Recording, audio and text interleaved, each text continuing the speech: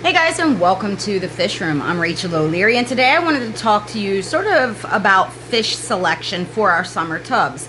Now, in my region, which is planting zone 6B, it's still too early to move out fish, even in the greenhouse.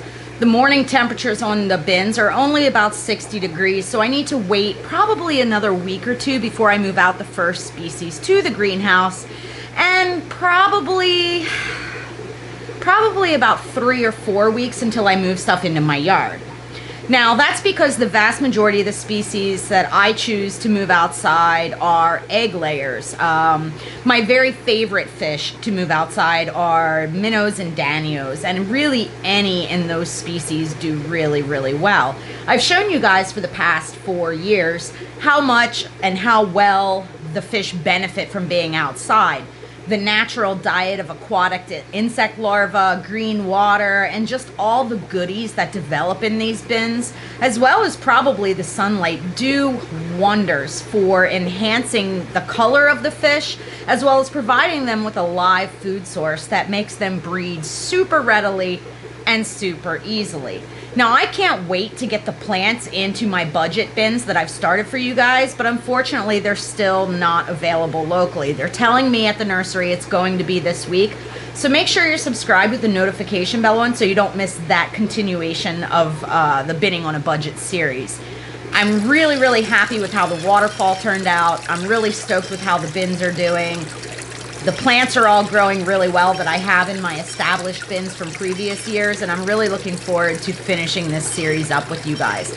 Today I just wanted to look around and show you some of the various species that I know for certain I'm going to be moving outside, as well as talk about some that I may try for the first time and get some input from you guys. Now, another thing that I wanted to mention is that I've been waiting for quite a while for YouTube to launch my membership function, and they just haven't done it yet. So what I've done, because of changes occurring with Patreon, is create a Patreon. And, you know, it's something that I never thought that I would do. I get a lot of emails, a lot of comments asking why not, and I don't know. I guess I was concerned that it would impact my ability to create content across all the other platforms, Instagram, Facebook, as well as, and most importantly, YouTube. But I think what it'll do instead is give me a way to have a closer connection to those of you that want to support me in that way. You can message through Patreon. It's a much smaller pool of people, so you get a more direct contact. And my hope is that that I can just develop that closer connection as a thank you to those who want to support me. And there's been a few of you already. I posted on my community tab as well as my business Facebook page that I launched this, and I only launched it now because I guess they're changing terms on the percentage that they take or something, and I was like, you know what? Why not? And a bunch of you have already signed up to help me, and I really, really appreciate that. Now, what I'm going to be posting there is just some, you know, more behind the scenes content, maybe first looks at new species. I hope to do live streams on there, get polls to get your guys' input on future content. And one thing that I really want to gain from this Patreon, should it go well, is that I really want to be able to travel more. I want to be able to show you guys sort of some industry insider things. I want to be able to travel so that I can meet more of you. With my primary role in life being mother and wife, it can be pretty difficult for me to be able to travel. Mainly because the needs of our family and our household have to come before YouTube and creating. So I'm hoping that this is going to be a way that I can justify getting new products to show you guys, and hopefully eventually get to travel a little bit further to be able to meet more of you. I know that it is not everybody's preference, and this is certainly an optional thing. There is absolutely no reason anyone should feel obligated to support me in that way, nor should you feel like you're really missing out if you can't.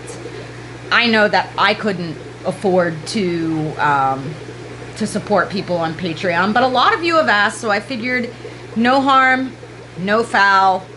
We'll roll it out. Anyway, back to the fish. I know for a fact I'm going to be moving out to nick these albanubes, my meteor minnows. I have a few in the 150, and I have quite a lot of younger fish that are nearing maturity that are from last season. And I always move out my minnows. Those are definite. And then I have a newly described to nick these as well. It's one that I got in last year and did pretty well for me, but I didn't actually know what it was. I knew what it wasn't. And it turns out it's a newly described species. So we'll be moving those out for sure because they're pretty uncommon. They're a Vietnamese species. I was calling them the lemon white cloud, and they're really very beautiful. I'm going to move out my Orysius warrae again, or the Daisy's rice fish. They were massive producers last year, and I've kept a small group, maybe 20 or so of those to move back out this year. I picked up some Danio tinwini, or the gold ring Danio, a fish that I really enjoy. Now, I haven't had success with them outside, but I think last year it had to do with the quality of the livestock that I had. So this year I'm going to try them again. I also picked up some Celestial Pearl Danios, or Danio margaritatus, to move outside. I'm going to be moving out my yellow shrimp, my Rilly shrimp, my red shrimp, my blue shrimp, and possibly even tangerine tigers. I haven't decided on that one quite yet. I'm also thinking about moving out my purple emperor tetras simply because they're breeding so well indoors. I can't imagine how well they would do outdoors. I'm also considering moving out my my SB pencil fish, my barred pencil fish. They're a pretty high dollar fish, and they sell for $20 to $30 a fish. And if you guys remember correctly, in my 75-gallon nano, I only moved in there about 20, and there's certainly more than that now. So I think they may be a good candidate for the greenhouse where things get a little bit warmer. I have some Trigonostigma SB that I'm going to move outside, or the lamb chop rasbora. They're one of my personal longtime favorites. And then there's a few other things that I'm on the fence about. I'm not sure if I should move out any of my wild guppies or Endler colonies. I've considered moving out some of the pygmy cories, or maybe even some of the honeycomb cats.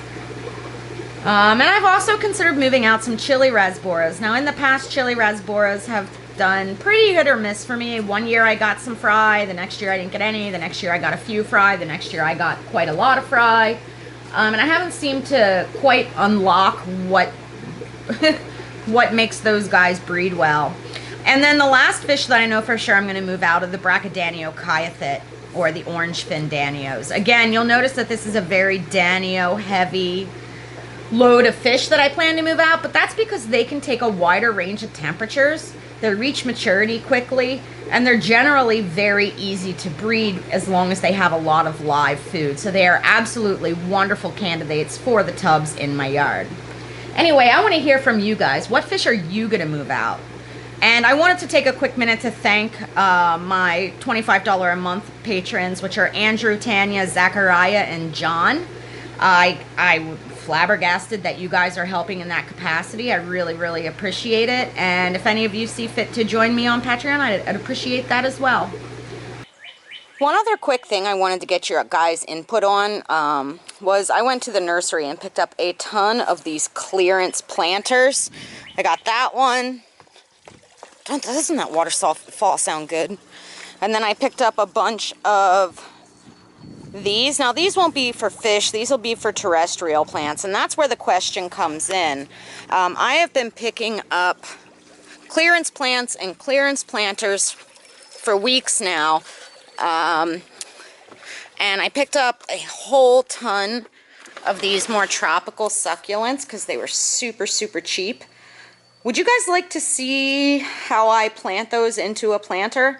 If so, let me know down in the comments below. I know some of my terrestrial stuff is kind of hit or miss, but I really enjoy it, so I assume some of you at least will as well.